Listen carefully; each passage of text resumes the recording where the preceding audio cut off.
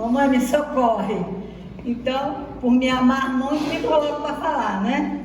Então a gente vai, vocês vão me aguentar de novo aí, mais uma vez, e querendo desejar que as energias amorosas dessa casa possam envolver os nossos corações, que esse fluido de amor possa também trazer paz, tranquilidade, harmonia para todos nós. E nós queríamos, né? Hoje também é um mês especial, eu tinha chamado uma banda, né? Até pedi a Bárbara para vir, porque são amigos, né, Bárbara? O Lucas e a Bárbara, amigo do Diego também, mas ele não pôde vir. Eu fiquei triste, né? Mas tive que acatar as razões do companheiro por não estar aqui. Eu tinha chamado a banda Ave Cristo para terminar o mês, né, de aniversário, mas são programações do plano espiritual também, né? Então a gente tem que ter carinho também pelas pessoas e compreensão porque que as pessoas não podem vir, né? E queria também agradecer a todos que colaboraram, né, com a presença, com a oração, com o carinho para a nossa festa. A festa foi linda, né? Semana passada tivemos uma festa amorosa e glamurosa e agradecemos a todos, porque sem a presença de todos, sem a ajuda de todos, isso não poderia ser realizado. Então a gente agradece muito, foi um aniversário lindo, né? E o Ana Viana merece pelos seus 60 anos de comemorações, né? De ajuda e de amparo para todos nós. Então a gente está muito feliz aqui de ter comemorado esses 60 anos com vocês. Como eu disse, né? A realização é de todos, porque todos nós somos componentes dessa casa, todos nós fazemos parte dessa casa. Então, os nossos agradecimentos para vocês todos que colaboraram, que estiveram aqui, que vieram aqui para compartilhar conosco nesse momento lindo da nossa casa. Bem, eu não poderia, né, de maneira nenhuma, eu vou tentar falar até um pouco do tema do meu filho, que seria, né, a alegria do trabalho no bem, né, seria esse tema dele. Eu vou tentar falar até um pouco sobre isso, mas de sexta-feira para cá eu não pude sentar para poder elaborar alguma coisa, porque não deu tempo. Ele me falou sexta-noite, ontem eu tive palestra em Inoã, então eu vou aproveitar um pouco de cada tema e vou tentar aqui conversar um pouquinho com vocês sobre isso. Mas o tema hoje mesmo, que vai ser o central do tema, vai ser do capítulo 18, muitos chamados e poucos escolhidos. E esse tema, no subtema, a gente vai falar: a quem muito for dado, muito será pedido. Então, eu fico feliz de ver que como a espiritualidade dessa casa casa os temas, né? Então, ela já sabia, com certeza, que meu filho não poderia estar aqui, casou a página com o que eu vou falar hoje, né? Então, a gente vai ler aqui só um trechinho, porque a gente vai refletir justamente sobre esses dois trechinhos do Evangelho segundo o Espiritismo. Então, a gente vai aqui ler um trechinho aqui, tá? Marquei aqui. Diz assim: o servo que souber da vontade do seu amo e que, entretanto, não estiver pronto e não fizer o que dele queira o amo, será rudemente castigado. Mas aquele que não tenha sabido da sua vontade e fizer coisas dignas de castigo, será menos punido. Muito se pedirá aquele a quem muito tiver dado, e maiores contas serão tomadas àquele que se haja confiado mais coisas. Isso está no Evangelho de Lucas, capítulo 12, versículo 47 e 48. E tem mais um trechinho aqui. Vim a este mundo para exercer um juízo, a fim de que os que não veem vejam, e os que veem se tornem cegos. Alguns fariseus que estavam com ele, ouvindo estas palavras, lhe perguntaram: também nós então somos cegos? Respondeu-lhe Jesus: se fosseis cegos, não terias pecados, mas agora dizeis que vedes e é por isso que permanece em vós o vosso pecado. Isso está em João, Evangelho de João, capítulo 9, versículos de 39 a 41. Então a gente vai, né, refletir sobre esses 2 trechinhos desse tema, né, conversar um pouquinho com vocês. Em todas as épocas da humanidade, nós temos recebido muito conhecimento e recebido também as leis divinas, que não só estão nas nossas consciências, como em todas as épocas elas têm sido relembradas através de profetas, através de irmãos missionários, e nunca faltou conhecimento à terra. Então, antes da vinda do Cristo, nós vamos ver a cultura grega. Grandes filósofos, né, da antiguidade, como Sócrates, que é precursor da doutrina espírita. Então a gente vê que a doutrina de Sócrates é parecidíssima com a doutrina espírita. E o nosso querido Platão, o seu grande discípulo, porque como Jesus, Sócrates não escreveu nada. Então Platão, né, escreveu essa doutrina, e não só ele, como também o outro filósofo bastante importante, Aristóteles, né? Então Sócrates, Platão, Aristóteles e outros filósofos trouxeram muito conhecimento para todos nós, na arte, na ciência, na filosofia, na religião, na política. Então era disseminado em toda a terra todo esse conhecimento.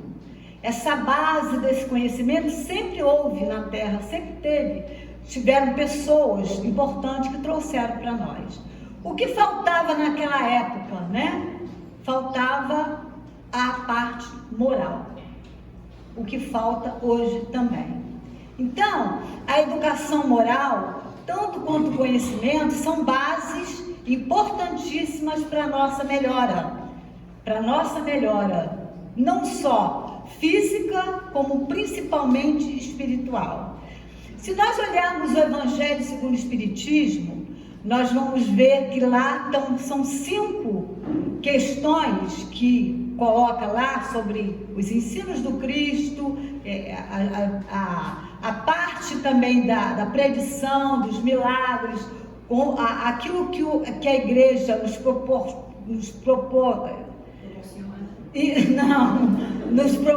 como dogma, e a parte moral.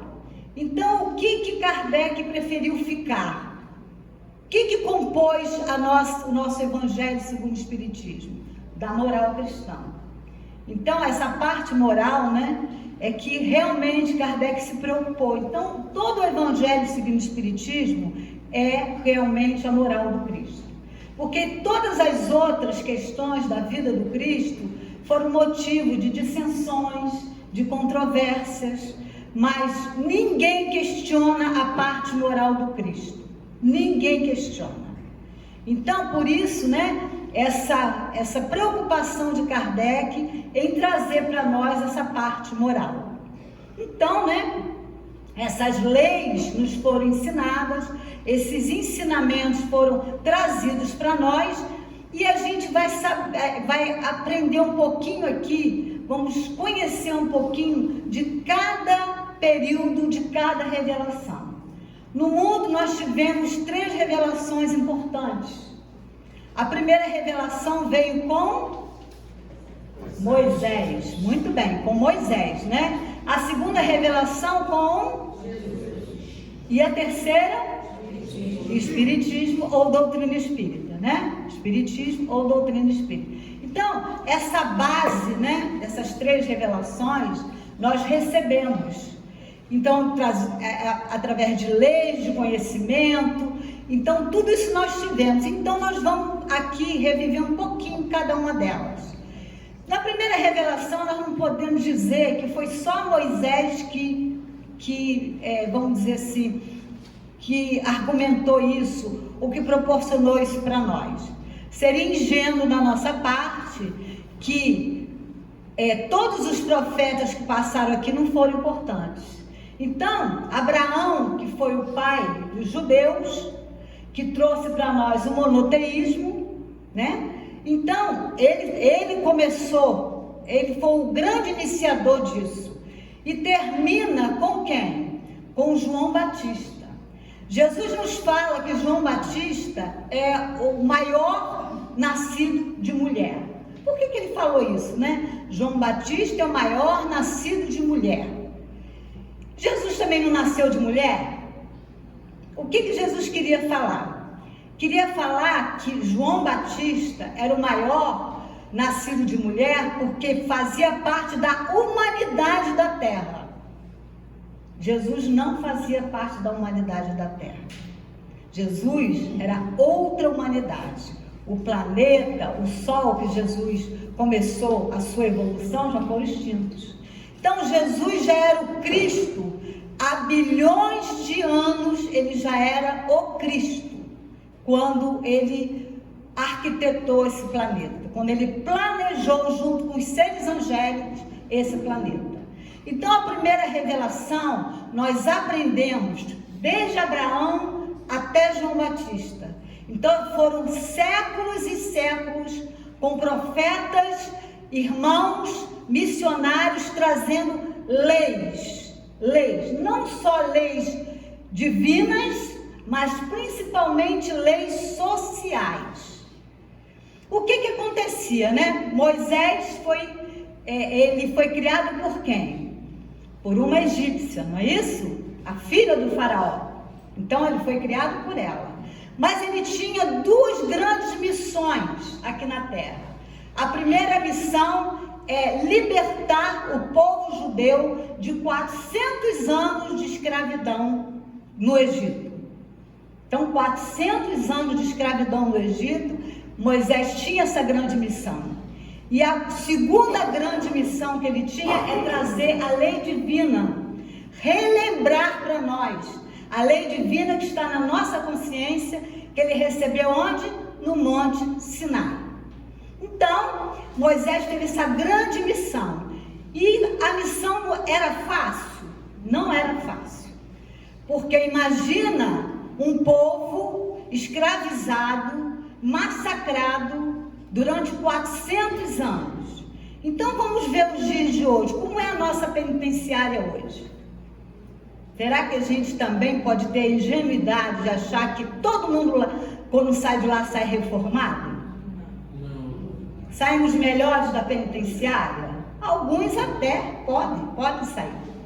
Mas a grande maioria volta a fazer cometer os mesmos delitos, as mesmas dificuldades. Agora imagina isso há anos atrás, né? Quase 2000 anos atrás. Como é que ia ser, né?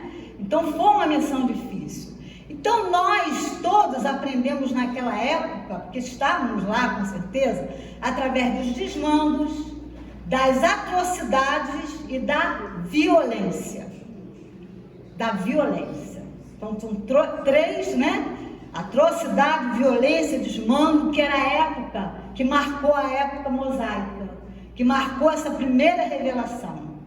Eu fui entender Paulo de Tarso quando eu comecei a ler o Antigo Testamento. Então, reis, né? Irmãos que passaram, profetas, viviam na violência. O Deus dele é o Deus da guerra, o Deus dos exércitos. É assim que eles entendiam Deus. É assim que eles entendiam Deus. Então, era uma época bastante difícil. Então, levar esse povo, né, caminhar com esse povo era extremamente difícil. E aí, né, Moisés, apesar, né, dele trazer a lei divina, mas ela precisava ser elaborada, compreendida dentro de nós. Ninguém muda sem compreender. Ninguém muda de uma hora para outra. Então foi um momento muito difícil. E aí, né, através dessas leis divinas, ele precisava fazer leis o quê? Para manter aquele povo mais disciplinado. O que eles precisavam? De leis sociais, penais, né? As leis, todas essas leis sociais que fazem parte da nossa vida hoje. Porque hoje também, olha, a lei de trânsito, né? As pessoas entram num automóvel, se transformam. se transforma. Então, nós precisamos, né, de leis sociais, de leis que possam manter um pouco de disciplina, e faltava muita disciplina naquela época, muita disciplina. Então, Moisés escreveu quantos livros? 5. Contando a história do povo judeu e também trazendo essas leis para a gente poder compreender. Então, esse Pentateuco, né? Esses 5 livros se chama Torá. Torá quer dizer lei. Então, ali contém a lei divina e a lei humana, as leis sociais. Então, foi um período bastante difícil, mas que marcou a sua época. E não é uma época só mosaica, mas marcou a vida de cada um daqueles irmãos que ali se encontravam. Cada irmão, porque cada profeta, cada missionário foi extremamente importante naquela época. E aí nós vamos viver a segunda revelação, que vem o Cristo, né? O Cristo. Então, o que o Cristo fez? Ele destruiu a lei? Não, nem destruiu, porque muitas vezes as pessoas pensam assim, a lei divina não destruiu, e nem é social, gente, nem é social. A lei divina, ela vai ficar para sempre conosco, porque outras leis divinas virão. Assim que as pessoas amadurecerem, outras leis divinas virão, mas essas não caem no desuso. Essas vão estar sempre conosco. Por quê? A lei divina é o quê, gente? Então, na 674 do Livro dos Espíritos, diz o que é lei natural. É a lei divina, é a lei de Deus, é a lei apropriada à nossa felicidade. E nós só somos infelizes porque nos afastamos da lei natural, da lei divina. Então, fica muito claro para nós.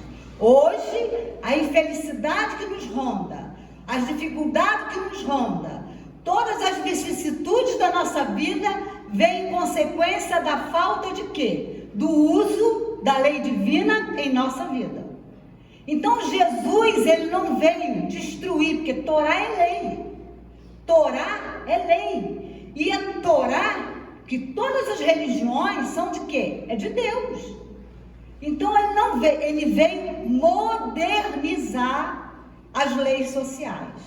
Então, à medida que o homem amadurece, que o homem cresce, que o homem vive mais, que o homem começa a ser mais responsável, leis sociais são mudadas, de acordo na adequação de cada pessoa, de cada indivíduo, daquela sociedade em que a gente vive. Então, Jesus, né? Ele trouxe para nós o quê? A modernização da lei social. E resumir a lei de Deus em 2. Amai a Deus sobre todas as coisas e ao próximo como a si mesmo. Fácil, né? Fácil. Amar a Deus, amar o próximo é fácil. É fácil, gente? Não é fácil. E ele veio trazer para nós, porque até lá, o que a gente tinha? É a violência, né? Esses desmandos. Então, quando foi trazido para Jesus a mulher adúltera, o que mandava a lei de Moisés? Lapidar, apedrejar. E o que Jesus fez? Escreveu lá, que uns, como meu filho falou, hipócrita, eu acredito que seja isso mesmo. E aí, pergunta aquele que tivesse em pecado, pode tirar a pedra. Então, ele veio trazer, mostrar para nós, né? Porque a mentalidade da época de Jesus já estava mais amadurecida. Já estava melhor, para melhor compreensão. Então, ele trouxe a compaixão, a solidariedade, a disciplina também para nós, mas trouxe principalmente essa lei de amor, a lei de amor que nos une. Enquanto nós não percebermos que o irmão que está do lado é nosso irmão, vai ficar muito difícil para nós. Enquanto não perceber que aquilo que fere em mim fere o outro, e é isso que Jesus quis mostrar, através, não só, porque Jesus, gente, Jesus não trouxe o Evangelho. Jesus é o Evangelho segundo Paulo aos Coríntios. Ele é o Evangelho, e eu vou explicar por quê. Porque na época de Davi tinha um profeta do lado dele que não era mole, né? Era dureza, que era Natã. Então Natã, quando Davi fazia qualquer coisa errada, Natã ia lá, puxava as orelhas dele. Porque o rei Davi não interpretava muito bem o que ele ouvia. Então Natã era um excelente profeta. E aí Davi tinha escutado, né, tinha ouvido, tinha sido inspirado, vamos dizer, por Jesus, que não foi nem por Deus, foi por Jesus que ele foi inspirado. E aí ouviu assim: precisa manter o templo, fazer o meu templo aqui na terra. O que ele entendeu? Vou fazer uma tenda aqui, né, para botar figura lá. Olha a idolatria. Porque aquela época precisava idolatrar, né? Mas Moisés já veio desmistificar isso, mostrar que só Deus pode ser adorado, mais nada. E a doutrina, depois a gente vai falar disso. Então, os ídolos, ele quis logo, pode tirar isso aí. Não é isso que ele falou. Então, e depois a gente vai ver Francisco de Assis, também, o que ele escutou, inspiração de Jesus, formar um templo de pedra, né? Ele achou que era o templo de pedra, formar um templo, seguiu, levantar um templo de Deus. E ele entendeu que era a igreja. Começou a construir a igreja de pedra. E será que Jesus estava falando disso? Também não. Também não. Então, o templo que o nosso Criador quer que a gente crie na terra é o templo de nós, da nossa mudança. É o templo divino dentro de nós. É que cada criatura seja aqui um templo divino, como Jesus era. Então Jesus não só pregava, né? Não só falava, ele fazia. Ele construía aquilo que ele falava. Então é isso, o grande templo de Deus é esse. Porque Deus está onde? Dentro de nós. Então Jesus queria mostrar para todos nós, que o grande templo é o templo interno, é a nossa mudança. É a nossa mudança. É fazer com que nós possamos mudar de dentro para fora. Então, nesse trechinho que eu li, fazer a vontade de Deus, né? O que é fazer a vontade de Deus que Jesus fala aqui? Primeiro, é obedecermos. É viver a lei divina dentro de nós e fora de nós. Primeiramente. Segundo, é uma coisa que Paulo de Tarso fala na questão 1009 no Livro dos Espíritos, quando ele fala da gravitação. Gravitar em torno do Pai. O que é isso? Gravitar em torno do Pai. Jesus gravita em torno do Pai. Nós gravitamos? Não. Porque enquanto nós não aprendermos que Deus é o nosso Pai e que nós somos pessoas imortais, que é a grande notícia que Jesus trouxe, a imortalidade da alma, que nós somos pessoas imortais, que não vamos morrer nunca, e que nós precisamos construir esse templo divino dentro de nós, nós não vamos gravitar em torno do Pai. Porque gravitar é compreender, é viver o Pai. Por isso que Jesus fala, eu e o Pai somos um só. Aí as pessoas, religiões confundem que Deus é Jesus, que Jesus é Deus. Não. Quando ele diz eu e o Pai somos um só, é porque ele gravita em torno do Pai, compreende o que o Pai quer que ele faça aqui na terra. E nós vivemos muito distraídos, com tantos ídolos, vivemos distraídos. Então, ele fala que a vontade do Pai, a vontade do amo, é obedecer à lei divina e gravitar em torno dele. E para isso, Paulo de Tarso diz que a gente precisa de 3 coisas. justiça, ciência e amor. Então, para gravitar em torno do Pai, precisamos ser justos. A ciência como grande conhecimento, que ninguém muda sem conhecimento. E o amor, porque a caridade que a gente tanto fala é o amor em movimento. É o amor em movimento. É movimentar o tempo todo no amor, porque nós confundimos caridade com beneficência. Beneficência está aqui, ó, no capítulo 13 do Evangelho segundo o Espiritismo. E caridade está no 15. Então, são coisas completamente diferentes. Beneficência é quando eu distribuo coisas, dou coisas. Roupa, calçado, alimento. Isso é importante? Importantíssimo. Mas não o que fazem os espíritas. É trazer roupa sem fecho, é roupa suja, rasgada, que não usa mais. Olha, vamos começar a limpeza agora em dezembro. A limpeza da casa. Aí tudo que não serve, casa espírita. Isso é caridade, gente. Se não serve para mim, como é que eu vou botar lá no bazar para alguém usar? Ou eu dou coisas que ainda me faz falta e que eu usaria ainda, ou eu não dou nada, eu jogo fora no lixo. Então, essa é a caridade que a gente ainda pratica. É arroz com bicho, é feijão quebrado para o outro. Mas para mim, é o melhor feijão, é o melhor arroz, a melhor roupa, o melhor calçado. Essa é a caridade. Então, a prática do bem precisa ser com alegria. Com alegria. Porque quando eu estou alegre naquilo que eu faço de melhor, eu dou o melhor para o meu irmão. Então, é isso, né, que nós precisamos entender. E a outra parte que ele fala é que da cegueira dos olhos. Porque quando a gente não tem conhecimento, a gente é um cego, né? Cego quando a gente não tem conhecimento.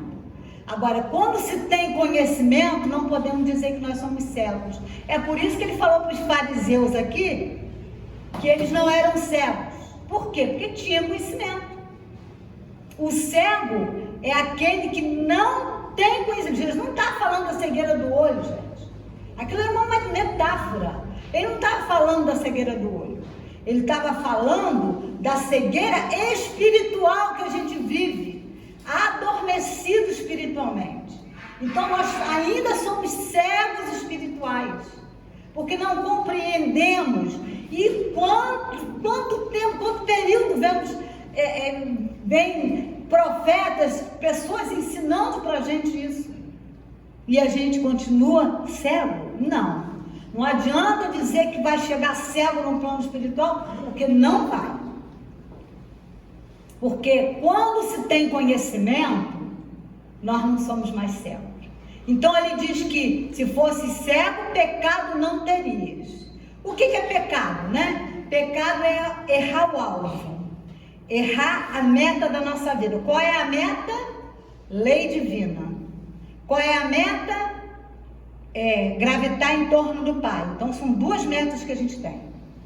Então, quando a gente peca, a gente erra essa meta, erra esse alvo. Então, nós temos pecados por quê? Porque não somos cegos. E não adianta pretextar ignorância que a gente não tem. Não tem. Não somos ignorantes. E as pessoas ficam com medo da morte. Medo por quê, né? Se a gente dorme e acorda em outro lugar. O problema é esse. É quando acorda no outro lugar. Sabendo, né, de todo o conhecimento. E aí vem o medo das consequências daquilo que a gente não realizou, ou consequência daquilo que a gente deixou de realizar. Então, o dia mais importante da nossa vida é quando?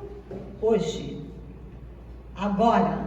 Porque é agora que precisamos realizar aquilo, colocar pelo menos o mínimo em prática daquilo que a gente está entendendo, daquilo que a gente está aprendendo dentro da casa espírita. Não vou falar de outras religiões, vou falar da espírita, que somos nós. Então precisamos, né, melhorar, chegar melhor do outro lado. Essa é a meta da nossa doutrina. A quem muito for dado, muito será pedido. Aos espíritas que têm recebido muito, é muito exigido também. É esse que o medo do espírito. O espírito tem medo da morte não, gente. Ele tem medo de chegar lá, do que vai encontrar lá, porque sabe que tem recebido muita informação. Então, não somos cegos. E a grande proposta de Jesus era essa: tirar a venda dos nossos olhos, mostrar para a gente o que precisamos fazer, o que precisamos realizar, e o trabalho no bem, esse trabalho no bem, né, diário, essa alegria de trabalhar, e a gente precisa trabalhar no bem, porque as pessoas só melhoram com o trabalho no bem. É por isso que a grande bandeira da doutrina espírita é fora da caridade não há salvação. Fora da igreja há, fora do espiritismo há, fora de qualquer coisa há. Mas da caridade não há. Não há. Então a doutrina espírita, ela trouxe várias coisas. Relembrando, porque ela é o cristianismo redivivo. Ela veio relembrar todos os ensinamentos do Cristo. E desde a época de lá, né? De lá onde nós vivemos. E hoje nós precisamos fazer daqui a casa do caminho. Com as dissensões, como eu falei, entre Paulo e Pedro, que tinha problema, porque o ser humano ainda é problemático, gente. Não podemos ainda pretextar perfeição, né? Nós somos perfeitos. Não somos. Não somos, estamos caminhando para isso. Mas também não podemos dizer que não estamos recebendo muito para a nossa mudança. Então, a doutrina, ela traz esse equacionamento entre o mundo espiritual e o mundo físico, e o mundo material, ou o mundo moral. Ela vem mostrar o quê? Que os que estão lá, sou eu amanhã. Eu, você amanhã. Então, os que estão lá, eles trazem notícias para nós, para que a gente saiba, né? E a gente vê, os 16 livros de André Luiz são pródigos em mostrar esse mundo material para nós. A doutrina é pródiga, trazendo notícias do mundo espiritual. Então, a doutrina, nessa grande bandeira que ela tem, né? Fora da caridade não há salvação, porque através desse amor, desse movimento, quando Jesus fala de caridade, ele não fala só de beneficência, mas da benevolência. Quando ele fala benevolência para com todos, dá para com todos. Não é só para mim, para minha família, para meus amigos, para com todos. Indulgência para com todos. E perdão para com todos também. Porque não tem, né, jeitinho brasileiro. O que tem são questionamentos que a gente precisa melhorar. Então a doutrina, ela veio desvendar, né, o nosso olho, tirar o véu da alegoria, mostrar com clareza e objetividade o que a gente precisa saber, o que a gente precisa realizar. Então uma doutrina não só reveladora, mas principalmente é uma doutrina que aquece o nosso coração, que ajuda. Ela vai tirar a dor? Ela não vai tirar a dor, mas ela tira o nosso desespero, gente.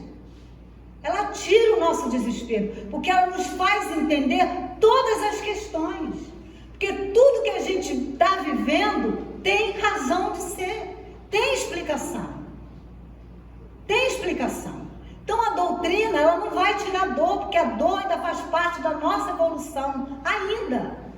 Gostaria que não fosse assim, mas ainda é assim. Mas ela tira o nosso desespero, porque ela mostra, né, por questões naturais, questões que a gente não tem como dizer que não são, porque são questões simples e necessárias para a nossa vida. Ela mostra o que precisamos fazer, o que vamos realizar, o que faz com que a gente promova essa mudança dentro da gente. E traz esperança para o nosso coração, porque o mundo nunca precisou tanto de esperança quanto hoje. Imagina, né, acordar todos os dias com todas essas questões que a gente está vivendo, sem esperança. E é por isso, por perder a esperança, que as pessoas se suicidam. E o número de suicida é alarmante na Terra. É alarmante. As doenças psíquicas aumentaram assim, assustadoramente. E Kardec coloca, no Obras Póstumas, que o mundo de regeneração, a gente ia entender que ele chegou, que ele está chegando, por duas questões. Primeiro, o número de suicídios que ia aumentar e o número das doenças psíquicas. E a nossa querida ali, psicóloga, não nos deixa mentir quantas pessoas, né, precisam de ajuda. Quem não precisa hoje de um psicólogo, gente? Quem não precisa ou um dia vai precisar. Então, a doutrina, ela traz a esperança para o nosso coração. Ela nos mostra também que nós temos ferramentas, porque Deus nos proporcionou com muitos dons. Nós temos muitos dons. E que dons são esses, né? São os dons da nossa vida que a gente pode usar. A fala, né? A audição, os braços, as pernas. E ela trouxe uma ferramenta maravilhosa para nós, que é a mediunidade. A mediunidade é uma grande ferramenta. O que é ser médium, né? É ser intermediário entre o mundo espiritual e o mundo físico. E todos nós somos médios? Podemos dizer que sim, porque todos nós pensamos, somos seres pensantes, todos nós temos intuições, todos nós. A intuição não é para o médium ostensivo. O ostensivo é aquele que tem a mediunidade mais caracterizada, aquele que é vidente, aquele que é audiente, aquele que é psicofônico ou psicógrafo, aquele que tem efeitos físicos. Não é só para esses. Então ele deu esse dom, porque aquele que tem caracterizado no seu organismo, porque a mediunidade é orgânica. Mas a melhor mediunidade dita pelo Livro dos Médiuns é a intuição. É a mediunidade do futuro. Do futuro é a intuição. E todos nós temos. E podemos usá-la a cada dia, a cada minuto, como uma grande ferramenta. E essa ferramenta, ela tem que ser colocada em prática com alegria. Porque eu fico muito triste, não quero ser médium, como se fosse assim. Não quero, mas é. Vai mudar isso? Não, isso é igual a reencarnação, não quero reencarnar. Eu tenho uma grande notícia para você. Você não quer, mas vai acontecer. Então é igual, não quero morrer, olha só. Eu não quero, eu tinha um tio, tenho um tio. Ele dizia assim, eu não quero ficar velho nem morrer, então o senhor está com um grande problema. Ou envelhece ou morre. Ele aconteceu os dois, envelheceu e morreu. Então, né, a mediunidade é uma ferramenta. Ferramenta para a gente usar para fazer o melhor que a gente pode. E muitas vezes a gente deixa de realizar esse grande empreendimento na nossa vida, porque quer ficar distraído. Prefere ficar distraído. Mas isso não vai mudar a nossa evolução. Porque Deus ele sabe. Ele não tem pressa. Ele sabe que um dia todas as ovelhas que Jesus está tomando conta não vão se perder. Olha que notícia boa. Nenhuma vai se perder. Pode até se desviar, mas se perder não vai. Porque a gente vai continuar temos que continuar na nossa meta, porque a evolução é uma lei da natureza, Então, né, essa ferramenta maravilhosa, e a gente tem uma grande cartilha, que é o Livro dos Médiuns, é uma grande cartilha na nossa vida. Olha, gente, meu Deus, esse relógio é meu aniversário. Então, nós temos uma grande cartilha, que é o Livro dos Médiuns, e através da mediunidade a gente pode fazer 1000 coisas. Só a reunião mediúnica, não, gente. O passista, por exemplo, né, é um médium. né? Eu estou falando aqui através de quê? De irmãos que estão me inspirando, senão sozinho não ia ficar. Então, mediunidade também, de intuição. Então, tudo que a gente faz, né? A gente tem essa intuição. Então, usar essa ferramenta. E eu queria aqui ler duas questões aqui importantes, né? Que eu não podia deixar, que é do Livro dos Médiuns. Então, uma é da formação dos médiuns, que diz assim: com que fim a providência de maneira especial outorgou a certos indivíduos o dom da mediunidade? Ele diz que é uma missão que nós todos teremos que nos incumbir dela. Todos temos que desempenhar. E aquele que não desempenha se perde. E aí, gente, não é que a gente não tem uma nova oportunidade, a gente vai ter. Mas as circunstâncias nunca são as mesmas. As oportunidades voltam, mas as circunstâncias não são as mesmas. Então, precisamos. E aqui, da formação na oral do médico, no capítulo 20, que diz assim: os médios que fazem mau uso de suas faculdades, que não servem delas para o bem, ou que não as aproveitam para se instruírem, sofrerão as consequências dessa falta? O que a gente acha? Claro, né? Que se fizer mau uso, vai sofrer as consequências. Nós temos uma ingenuidade muito grande. A gente acha que a colheita é livre e a semeadura é livre e a colheita também. Não, gente. A semeadura é livre? Sim. Eu posso semear qualquer coisa, mas se eu semear espinho, eu vou pisar neles. E pisar não porque eu quero, porque eu vou ser obrigada a pisar. Então, a semeadura é livre, mas a colheita não é livre. Não é livre. Então, tudo que nós fizermos tem uma consequência. O bem tem uma consequência, o mal também tem uma consequência. Então, a vida é de consequência e responsabilidade. Então, todos nós, né, vamos ser responsáveis por aquilo que a gente semeia. Responsável por aquilo que semeia. Ninguém é punido, gente. Deus não é Deus de punição. Deus é Deus de amor. E a doutrina vem nos mostrar isso, igualmente Jesus. Mostrar que Deus é amor, é misericórdia. Que Deus é bondade. Que Deus quer só a nossa felicidade. Mas toda vez que nós nos desviamos do caminho, da meta, que é o pecado, toda vez que a gente erra a meta, nós temos responsabilidade sobre isso. Então, não tenhamos dúvida. Então, a alegria, porque o trabalho do bem faz tão bem, né? E faz bem a quem? A nós. A nós. Porque quando nós estamos trabalhando no bem, a nossa mente, ela está sempre voltada para o amor, para a fraternidade, para a solidariedade. E isso não só contamina as pessoas que estão ao nosso lado, como contamina também a todas as pessoas que fazem esse bem, como nós. Então, esse trabalho no bem, ele precisa ser realizado. Cristo espera cada um de nós, espera de cada um de nós que a gente faça a nossa parte. Espera de cada um de nós. E cada um de nós pode escolher, porque a tarefa, eu falei isso aqui, ela precisa ser escolhida, né? Porque todo mundo pode fazer a mesma tarefa? Até pode.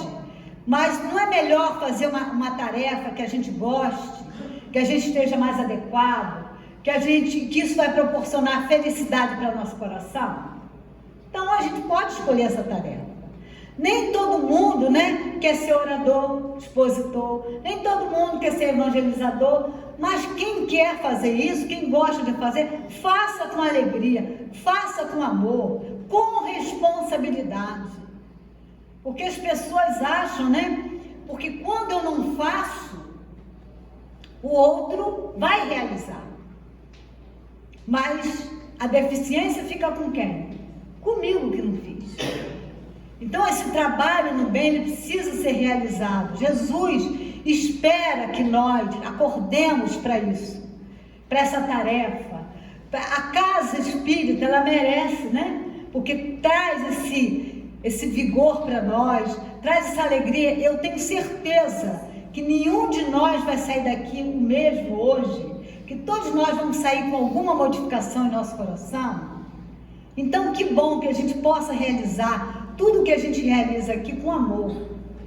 Vai ter divergência? Sim, gente, nós somos seres humanos, nós somos falhos, mas não tenham vergonha de pedir desculpa, não tenham vergonha de pedir perdão, gente. Eu virei sem vergonha, porque eu adoro pedir perdão, virei sem vergonha. Então, como diz a palavra do Chico, você é humilde ou sem vergonha? Eu sou sem vergonha, né? Se ele não era humilde, imagine eu. Então, que a gente possa realizar essa tarefa no bem, né? Eu fiquei muito triste, meu filho não está aqui hoje, né? Que eu sei que ele gostaria muito de estar, mas ninguém é insubstituível, gente, né? Todos nós somos substituíveis.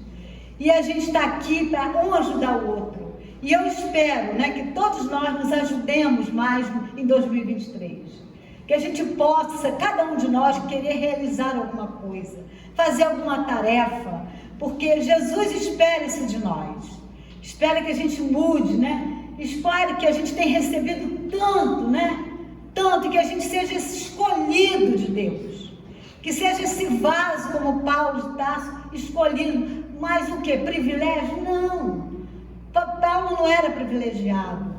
João também não era. Eram pessoas ainda falhas, mas que construíram uma coisa linda aqui na terra, que trouxeram esses ensinos, que relembraram esses ensinos, que nos mostram que através do trabalho do bem, dos ensinos do Cristo, a gente vai ser sempre uma pessoa melhor.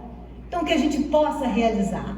Que Deus abençoe a todos vocês, que dê essa paz maravilhosa que a gente está recebendo aqui. Eu estou muito feliz de estar encerrando esse mês de aniversário, um mês lindo, né? Mês de novembro, onde a gente comemora 60 anos da nossa casa, não é brincadeira, né? São 60 anos de muita dificuldade, mas contando com a presença amiga de Ana Viana, toda a sua equipe, contando com a presença do Cristo, do Criador, que está sempre ao nosso lado, nos envolvendo, nos amparando, e que possamos, né, ser pessoas melhores no dia de amanhã.